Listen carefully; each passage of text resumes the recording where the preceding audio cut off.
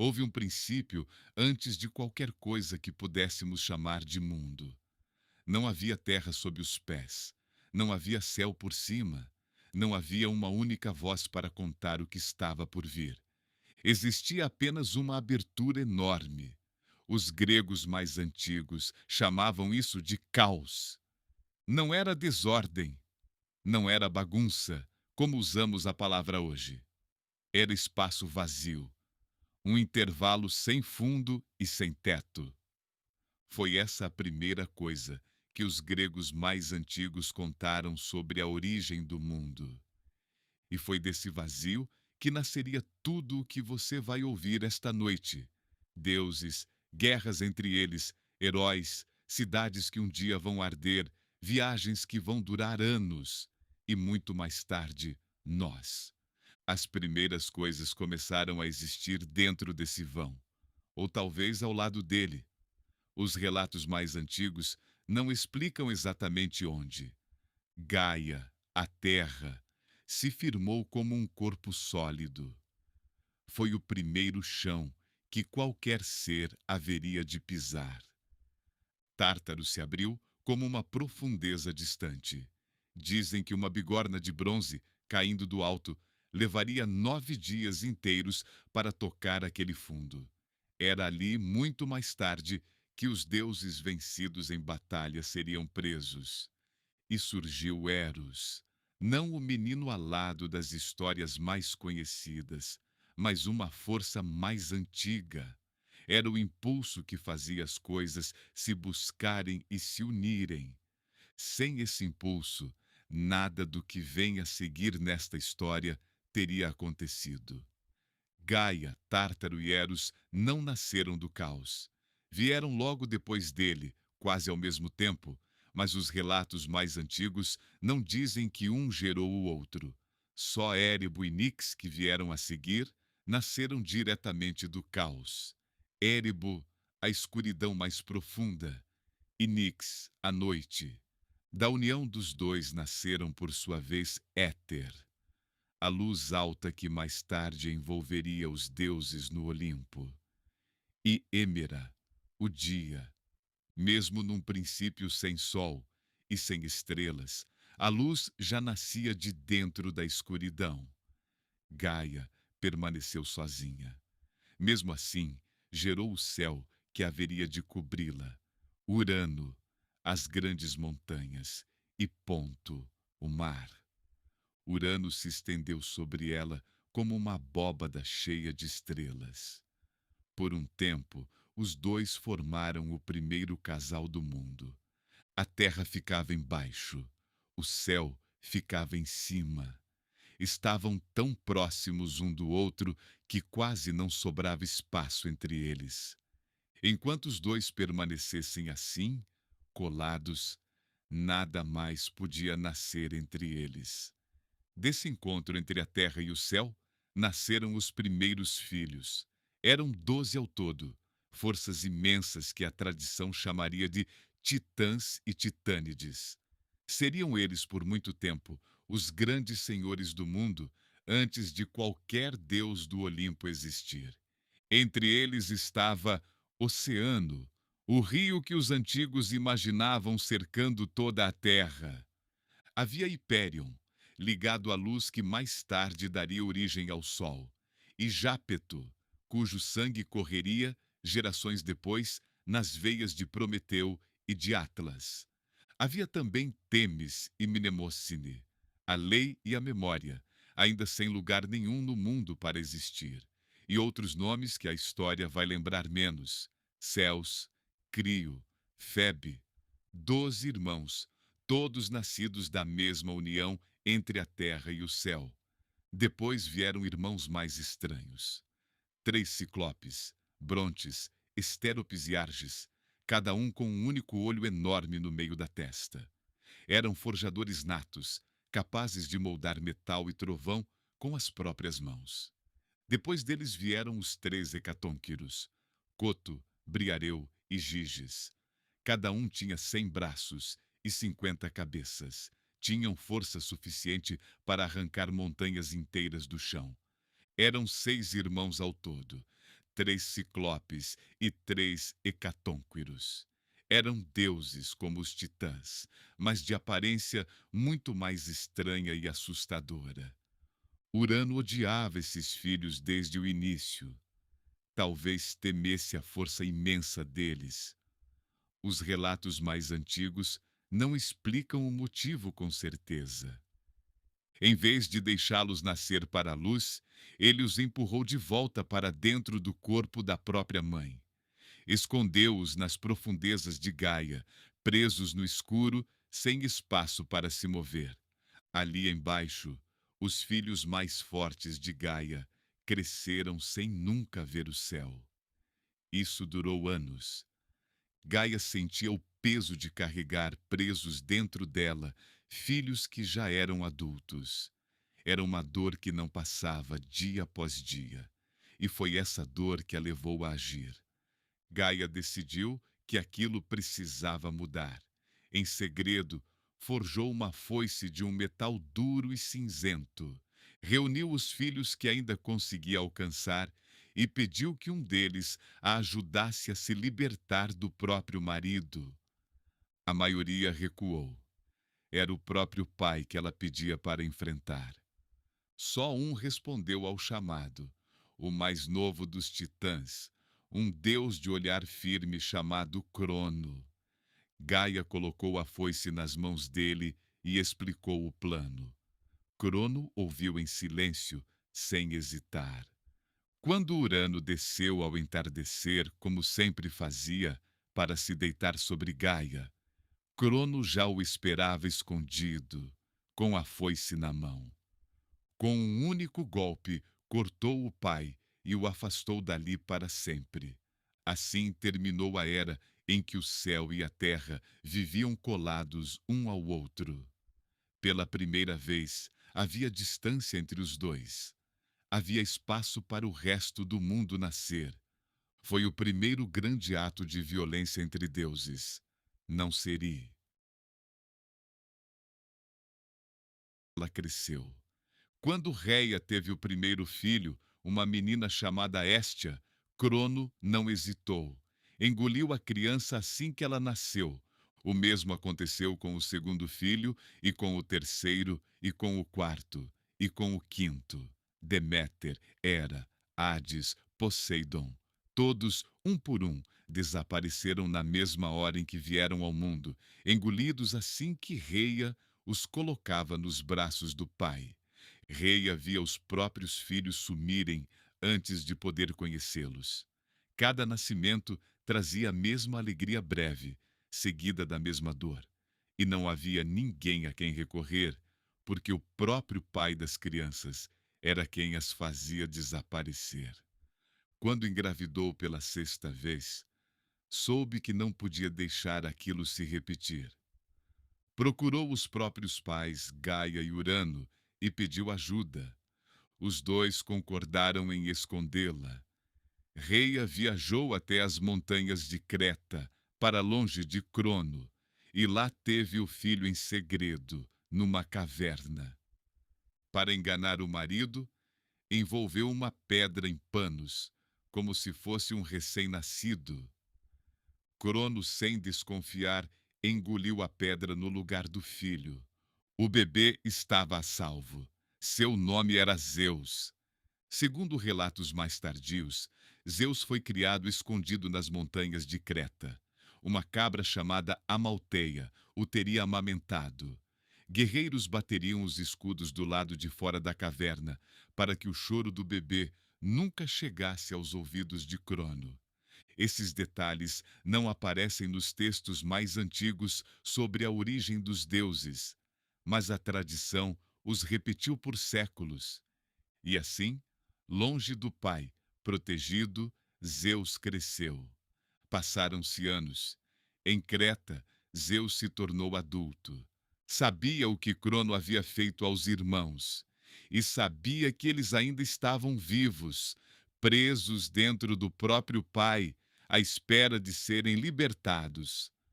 Foi assim que Zeus deixou Creta e seguiu para enfrentar Crono, decidido a terminar de uma vez por todas o que a desconfiança do pai havia começado. Crono, afinal, tinha razão em temer. Zeus não enfrentou o pai sozinho. Buscou a ajuda de Metis, uma titânide conhecida por sua inteligência e sua astúcia, uma das poucas capazes de enganar até os deuses mais poderosos. Foi ela quem preparou algo capaz de fazer Crono vomitar tudo o que havia engolido. A pedra que Crono engolira no lugar de Zeus saiu primeiro. Depois vieram os 5 irmãos, Héstia, Deméter, Hera, Hades e Poseidon, todos vivos, todos livres, como se o tempo não tivesse passado para eles. Pela primeira vez, os 6 filhos de Crono e Reia estavam juntos, unidos contra o próprio pai. Zeus sabia que não bastava libertar os irmãos. Para derrubar Crono, precisaria de mais força. Foi buscar os Ciclopes e os Hecatônquiros, ainda presos no mesmo lugar onde Urano os havia escondido, gerações antes. Crono nunca os havia libertado. Preferira mantê-los onde estavam, longe da luz, como o pai fizera antes dele. Ao serem finalmente libertados, os ciclopes se puseram a forjar presentes para os deuses que os haviam salvo. Para Zeus, um raio capaz de atravessar qualquer coisa. Para Poseidon, um tridente capaz de agitar o mar inteiro. Para Hades, um elmo que tornava invisível quem o usasse. Assim armados, Zeus e seus irmãos declararam guerra a Crono e aos titãs que ainda o seguiam. A guerra durou 10 anos. Os titãs lutavam a partir do Monte Ótris, Zeus e seus irmãos do Monte Olimpo. Nenhum dos dois lados conseguia vencer, e o mundo inteiro parecia tremer com o choque das duas forças. O mar rugia, a terra rachava, o próprio céu parecia perto de desabar. A virada veio quando os hecatônquiros entraram na batalha. Cada um dos 3 lançava rochas com as 100 mãos ao mesmo tempo. Uma chuva de pedra contínua, impossível de deter. Zeus somou a isso o próprio raio, atirado sem parar contra as linhas dos titãs. Contam que o calor era tanto que o mar chegou a ferver e que a luz dos relâmpagos podia ser vista de um lado ao outro do mundo. Foi o suficiente. Os titãs foram derrotados e presos no Tártaro, na mesma escuridão onde antes haviam mantido presos os próprios irmãos. Os hecatônquiros ficaram ali, agora como guardiões. Anos depois, já com o trono seguro, Zeus enfrentou uma última ameaça: Tifon, uma criatura enorme criada pela própria Gaia, com 100 cabeças de serpente e uma voz capaz de imitar qualquer som do mundo. Zeus o venceu com o mesmo raio forjado pelos ciclopes e o prendeu sob uma montanha. Foi a última vez que alguém desafiou seu governo. Zeus, Poseidon e Hades dividiram entre si o que restava do mundo por sorteio. Zeus ficou com o céu, Poseidon com o mar, Hades com o mundo dos mortos. A terra e o Olimpo permaneceriam território comum aos 3. Com o Olimpo seguro, a história se volta para baixo, para a criação e o destino dos primeiros seres humanos. Foi durante os primeiros tempos do reinado de Crono, contam os relatos mais antigos, que surgiu a primeira raça de seres humanos. Viveram em paz, sem esforço, alimentados pela própria terra. Foi esse o mesmo tempo dourado já mencionado nesta história. Depois dela vieram outras gerações, cada uma um pouco mais dura que a anterior, cada uma perdendo um pouco daquela paz original. Entre os deuses havia um titã que se tornaria o grande aliado dessa humanidade em dificuldade, Prometeu, filho de Jápeto, o mesmo Jápeto mencionado no início desta história, cujo sangue corria também nas veias de Atlas. Prometeu enganou Zeus numa disputa sobre como dividir entre deuses e homens a carne de um sacrifício. Preparou 2 montes, Num escondeu os melhores pedaços sob a pele e o estômago do animal, de aparência pouco atraente. No outro, escondeu apenas os ossos, cobertos por uma camada branca de gordura, vistosa por fora. Ofereceu a Zeus a escolha. Zeus escolheu o monte mais bonito e descobriu, tarde demais, que continha apenas ossos. Desde aquele dia, os homens ficariam com a carne dos sacrifícios e os deuses apenas com a fumaça. Furioso com o engano, Zeus negou aos homens o fogo. Prometeu roubou o fogo dos deuses mesmo assim. Escondeu uma brasa dentro de um caule seco e a entregou aos homens. Zeus puniu Prometeu por essa segunda traição.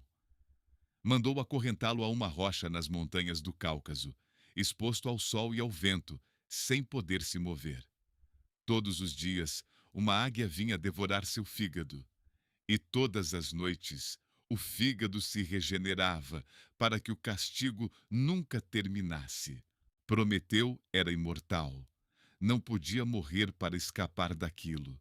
Apenas suportar dia após dia, ano após ano. Para punir também os homens, Zeus mandou criar a primeira mulher. Hefesto a moldou a partir da terra, e todos os deuses lhe deram um dom: beleza, voz, habilidade com as mãos. Por isso a chamaram de Pandora, a que tem todos os dons. Prometeu, antes de ser preso, avisar o próprio irmão, Epimeteu, para nunca aceitar presentes vindos de Zeus. Epimeteu esqueceu o aviso assim que viu Pandora e a recebeu como esposa. Com ela veio um grande jarro que Pandora não devia abrir. Abriu assim mesmo. De dentro dele escaparam todos os males que os homens ainda não conheciam: a doença, o trabalho difícil, a velhice, a dor silenciosa. Espalharam-se pelo mundo antes que Pandora conseguisse fechar a tampa de novo. Só uma coisa ficou presa lá dentro: a esperança. Foi assim, dizem os relatos mais antigos, que a humanidade deixou de viver como na época dourada de Crono e passou a conhecer o esforço, a perda e a incerteza, o mesmo mundo que gerações depois daria origem aos grandes heróis desta história. Com a humanidade já lançada nesse mundo mais difícil, a história volta os olhos para o Olimpo, para os deuses que passam a habitar, em definitivo, o topo do mundo. Zeus, já rei incontestado, temeu uma última profecia: a de que um filho seu, gerado por Metis, a mesma Titânide que o havia ajudado contra Crono, seria mais poderoso que o próprio pai. Para evitar que isso acontecesse, Zeus engoliu Metis, já grávida, do mesmo jeito que Crono havia engolido os próprios filhos. Tempos depois, sentiu uma dor imensa na cabeça. Pediu que a abrissem. De dentro dela saiu Atena, já adulta, já armada, pronta para a guerra. Assim, à sua maneira, Zeus encerrou o mesmo ciclo que já havia derrubado Urano e Crono, um pai temendo o próprio filho. Dessa vez, o pai venceu antes mesmo de a ameaça nascer. Deméter, deusa das colheitas, teve uma filha chamada Perséfone, levada por Hades para o mundo dos mortos, para ser sua rainha. Deméter, em desespero, parou de cuidar da terra, e nada mais crescia enquanto procurava a filha. Foi feito um acordo. Perséfone comera, no mundo dos mortos, algumas sementes de romã, o que aprendia aquele lugar para sempre.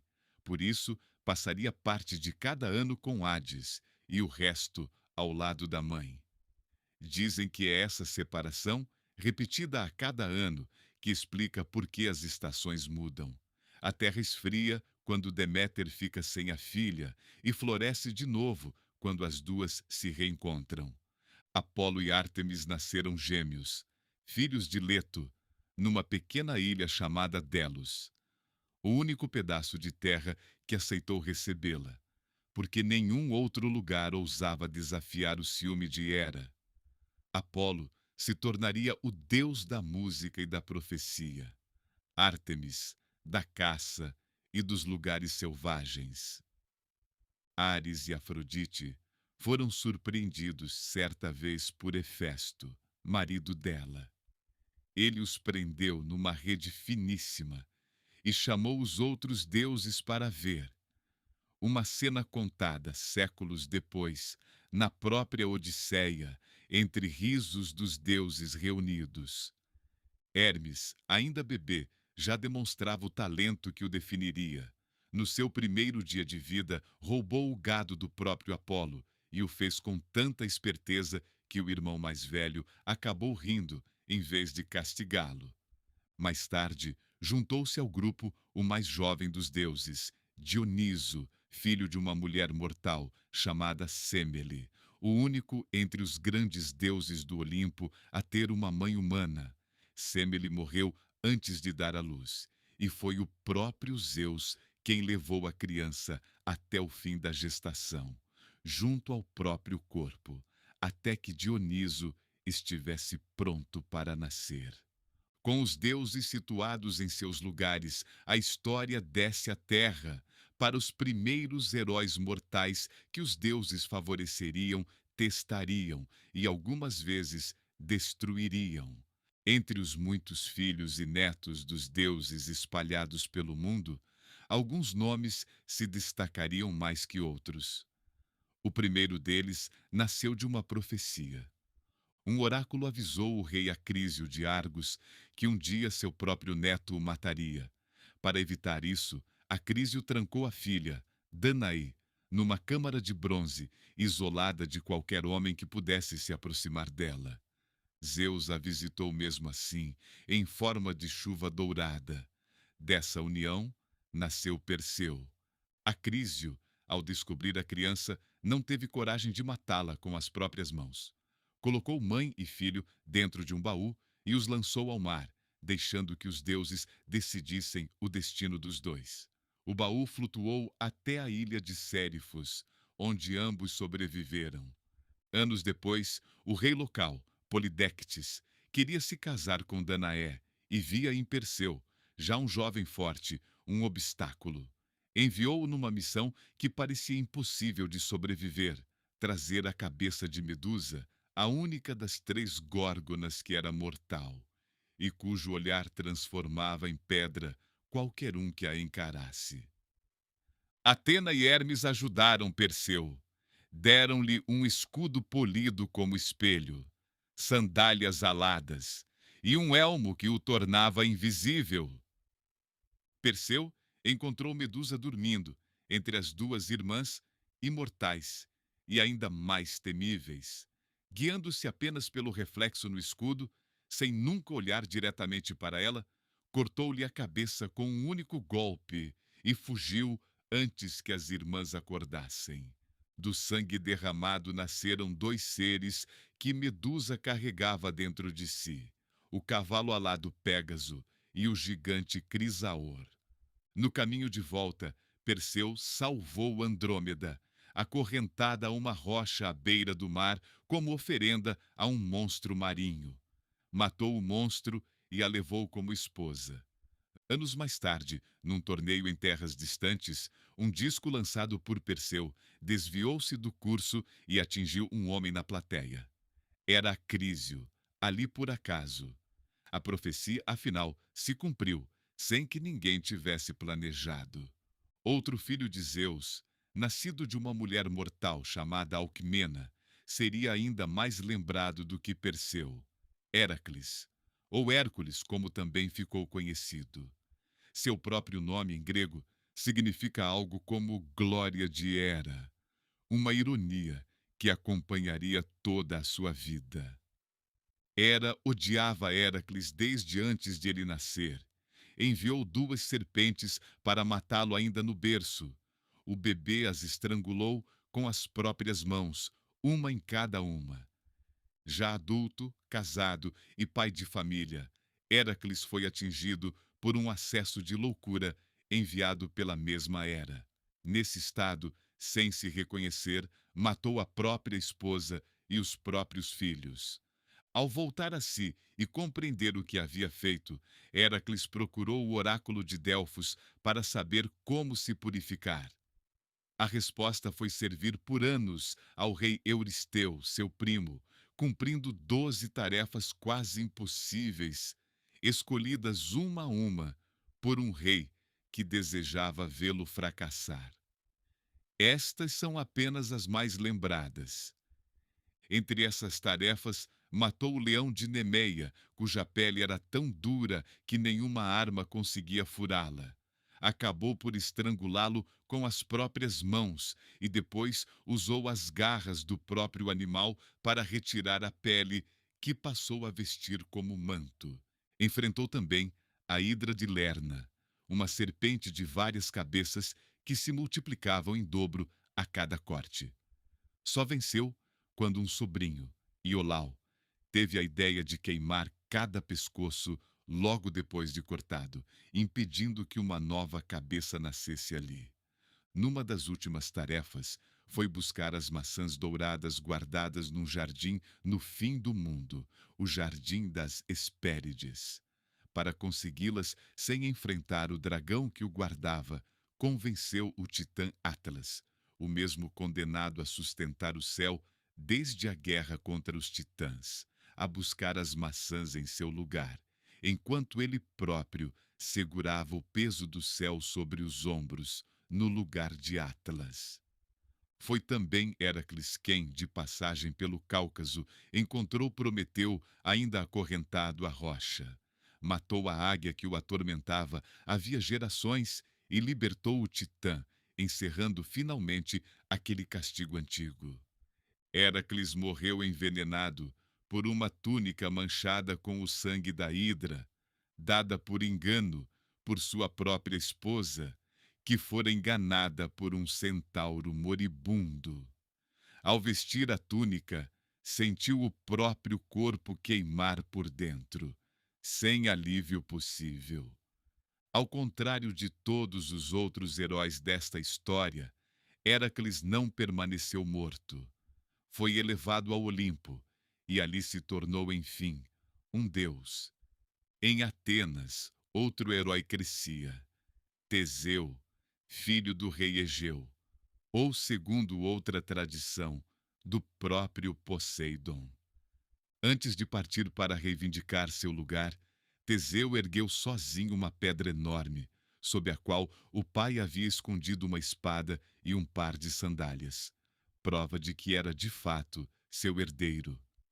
Ao chegar a Atenas, Teseu se ofereceu como um dos jovens enviados a Creta, a cada 9 anos, como tributo ao Minotauro, uma criatura com corpo de homem e cabeça de touro, presa dentro de um labirinto construído por Dédalo. Ariadne, filha do rei Minos, apaixonou-se por Teseu e lhe deu em segredo um novelo de linha. Preso a uma ponta na entrada do labirinto, o fio se desenrolava atrás dele enquanto avançava pelos corredores escuros, cada vez mais fundo, sem saber onde encontraria a criatura. Teseu encontrou o Minotauro no centro do labirinto e o matou apenas com as próprias mãos. Seguindo o fio de volta, encontrou também a saída. No caminho para casa, Teseu abandonou Ariadne, adormecida, na ilha de Naxos.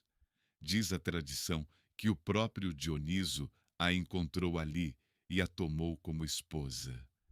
Teseu, por sua vez, cometeu um segundo erro ainda mais grave. Esqueceu de trocar as velas negras do navio pelas brancas, o sinal combinado para avisar Egeu de que o filho continuava vivo. Egeu, esperando no alto de um penhasco, viu as velas negras ao longe e acreditou que o filho estava morto. Atirou-se ao mar, que desde então carrega seu nome, o Mar Egeu. Foi assim, por um único descuido, que Teseu se tornou rei de Atenas. Bem longe dali, na cidade de Iolco, um homem chamado Pélias havia tomado à força o trono que pertencia por direito ao pai de Jazão. Um oráculo avisara Pélias para temer um homem com uma única sandália nos pés. Foi exatamente assim que Jazão chegou à sua corte, anos depois, tendo perdido uma sandália na lama ao ajudar uma velha a atravessar um rio. Essa velha era a própria Hera, disfarçada, testando quem mereceria sua ajuda. Ao contrário do que fizera com Heracles, dessa vez, Hera decidiu proteger. Pélias, reconhecendo o aviso do oráculo, enviou Jazão numa missão que parecia impossível, trazer de volta o velocino de ouro, guardado na distante Cólquida, do outro lado do mar.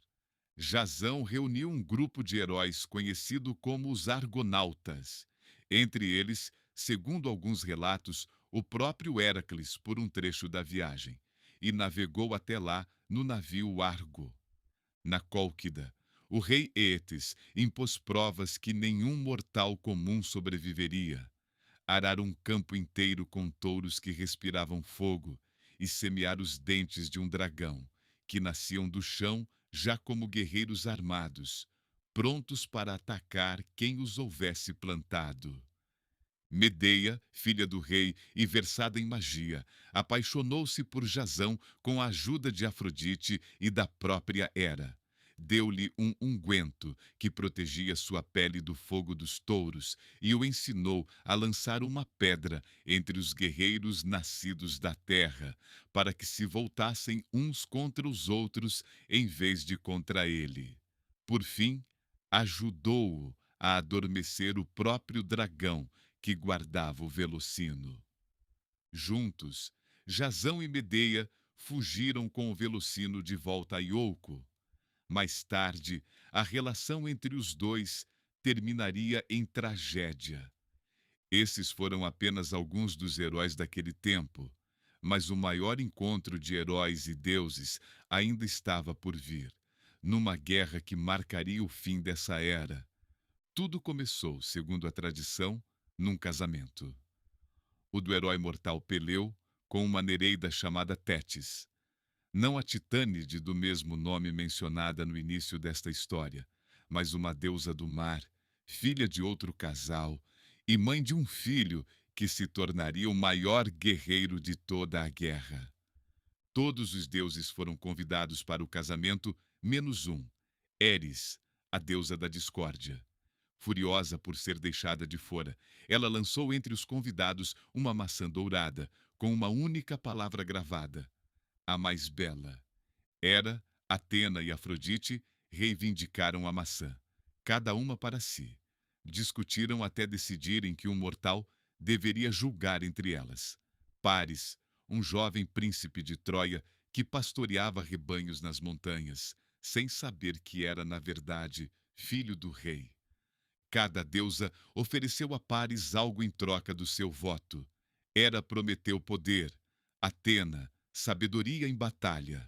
Afrodite prometeu o amor da mulher mais bela do mundo. Paris escolheu Afrodite. A mulher mais bela do mundo já era casada. Helena, esposa de Menelau, rei de Esparta. Paris foi recebido como hóspede na própria casa de Menelau e, com a ajuda de Afrodite, partiu de lá, levando Helena consigo enquanto o marido estava fora. Menelau voltou para encontrar a casa vazia e a esposa levada para o outro lado do mar. O que fez em seguida envolveria toda a Grécia numa guerra. Os antigos pretendentes de Helena, unidos anos antes por um juramento que os obrigava a defender o casamento dela, se reuniram sob o comando de Agamemnon, irmão de Menelau, e o mais poderoso rei da Grécia. Antes de partir, sacrificaram a própria filha de Agamemnon, Ifigênia, para conseguir ventos favoráveis à longa viagem até Troia. Assim começou a Guerra de Troia. É preciso dizer uma coisa importante aqui. A Ilíada, o poema mais antigo que temos sobre essa guerra, não conta a história inteira. Ela cobre pouco mais de 50 dias. já no 10º ano do conflito. Conta a fúria de Aquiles, o maior guerreiro grego, depois de Agamemnon tomar à força sua prisioneira de guerra. Furioso, Aquiles se recusa a lutar e os troianos quase vencem sem ele. Conta a morte de Patroclo, seu amigo mais próximo, que veste a própria armadura de Aquiles para enganar o inimigo e acaba morto pelo príncipe troiano Heitor. Conta o duelo em que Aquiles, tomado pela dor e pela raiva, mata Heitor diante dos muros de Troia e arrasta o corpo do inimigo preso ao próprio carro. E conta a noite em que o rei Príamo, pai de Heitor, atravessa sozinho o acampamento inimigo, ajoelha-se diante de Aquiles e implora cara a cara pelo corpo do filho para que possa enterrá-lo como merece. A Ilíada termina ali, no funeral de Heitor. O cavalo de madeira, a morte do próprio Aquiles, a queda final de Troia, nada disso está na Ilíada. Essas partes da história vêm de outras fontes, mais tardias. Poemas antigos hoje quase todos perdidos, e autores que escreveram séculos depois, como o romano Virgílio. A tradição conta que os gregos, sem conseguir tomar a cidade pela força depois de 10 anos de cerco, construíram um enorme cavalo de madeira e esconderam dentro dele os melhores guerreiros. Fingiram desistir e partir para casa, deixando o cavalo na praia como se fosse uma oferenda. Os troianos, acreditando na vitória, levaram o cavalo para dentro da cidade. À noite, os guerreiros saíram de dentro dele e abriram os portões para o resto do exército, escondido nas proximidades. Foi assim, segundo a tradição, que Troia caiu depois de 10 anos de guerra. Um dos guerreiros gregos que sobreviveram foi Odisseu, mais conhecido no Ocidente pelo nome romano Ulisses, rei da pequena ilha de Ítaca. Sua viagem de volta para casa duraria outros 10 anos. Enfrentou o ciclope Polifemo, filho de Poseidon, que prendeu Odisseu e seus homens numa caverna e devorou vários deles, um a um, antes das refeições seguintes. Odisseu disse ao ciclope que seu nome era Ninguém. Embebedou-o com vinho e, junto aos homens que restavam, cegou seu único olho enquanto ele dormia. Quando os outros ciclopes ouviram os gritos e perguntaram quem o havia ferido, Polifemo respondeu que fora Ninguém. E os outros, sem entender, foram embora sem ajudá-lo. Foi essa cegueira e a fúria do próprio Poseidon, pai de Polifemo, que tornariam o caminho de volta de Odisseu ainda mais longo. Recebeu do deus dos ventos, Éolo, um saco de couro contendo todos os ventos contrários, para que a viagem até Ítaca fosse tranquila. Mas a própria tripulação, pensando que o saco guardava um tesouro, abriu-o enquanto Odisseu dormia, e os ventos, libertados de uma vez, empurraram os navios de volta para longe de casa, quando já estavam quase chegando. Passou pela Ilha das Sereias, criaturas cujo canto atraía marinheiros para a morte.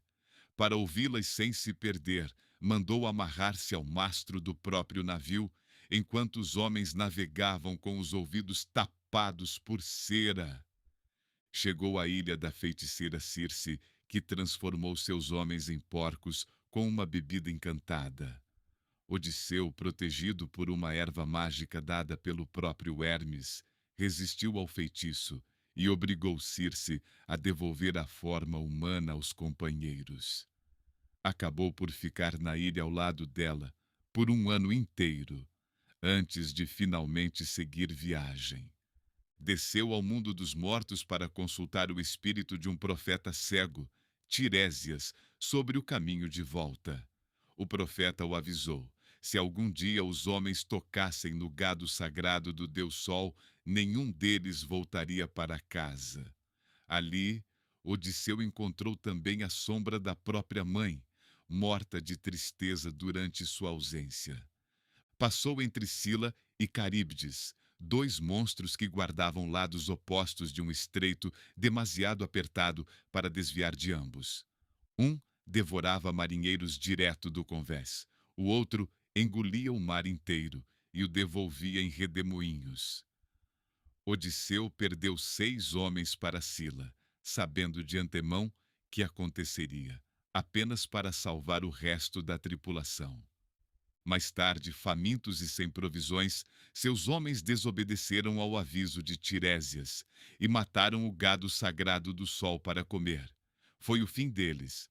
Uma tempestade destruiu o navio, e Odisseu foi o único sobrevivente. Chegou sozinho, agarrado a destroços, à ilha da ninfa Calipso, que se apaixonou por ele e o reteve ali por 7 anos, até que os próprios deuses ordenaram que o deixasse partir. Calipso o ajudou a construir uma jangada. No mar, uma tempestade a destruiu. E Odisseu nadou por 2 dias e 2 noites até alcançar a costa de uma terra desconhecida, onde caiu no sono, exausto, entre as folhas secas de uma moita. Foi ali encontrado por Nausica, jovem princesa de um povo hospitaleiro que lhe deu roupas limpas e o levou ao palácio do próprio pai. Recebido com gentileza, sem que ninguém exigisse nada em troca, Odisseu finalmente contou sua história inteira. E foi esse povo, comovido, quem o levou de navio de volta a Ítaca. Quando finalmente chegou, disfarçado de mendigo por Atena, encontrou sua casa tomada por dezenas de pretendentes que assediavam sua esposa, Penélope, e consumiam suas riquezas havia anos, acreditando que ele estivesse morto. Com a ajuda do filho, Telêmaco, agora um jovem adulto que ele mal conhecia, e de alguns servos fiéis, Odisseu matou os pretendentes, um a um, dentro do próprio salão do palácio. Só então se revelou a Penélope, que hesitou em acreditar, até ter certeza de que era mesmo ele. Assim terminou a era dos grandes heróis mortais. Muitos dos guerreiros que sobreviveram a Troia não encontraram um retorno tranquilo. Agamenon, por exemplo, foi assassinado assim que voltou para casa pela própria esposa. Foi esse o fim de uma era que os próprios gregos mais tarde chamariam de Idade dos Heróis. A última antes da nossa, a Idade do Ferro, marcada pelo trabalho difícil e pela justiça incerta. Foi assim, das trevas antes de qualquer coisa, até guerras, viagens e o retorno de um único homem para casa, que se formou o mundo que os antigos gregos contavam para explicar tudo o que existia ao redor deles. Nenhum desses deuses ou heróis desapareceu por completo. Seus nomes ficaram em mares, em estrelas, em palavras que ainda usamos sem perceber de onde vieram. O próprio mar entre a Grécia e a Turquia ainda carrega o nome de um pai que se atirou de um penhasco, à espera de um filho que continuava vivo. Pequenos vestígios de uma história muito mais antiga, espalhados por um mundo que já esqueceu boa parte do resto. Essa mesma história seria repetida, geração após geração, por quase 3.000 anos, em praças, em teatros, à beira do fogo, à beira do mar, muito antes de existir qualquer outra forma de guardar uma história além da própria voz. E é essa mesma história que chega até você esta noite, no escuro e no silêncio, contada como sempre foi contada, em voz baixa, devagar, uma geração de cada vez. Pode descansar agora. A história, essa, vai continuar sendo contada.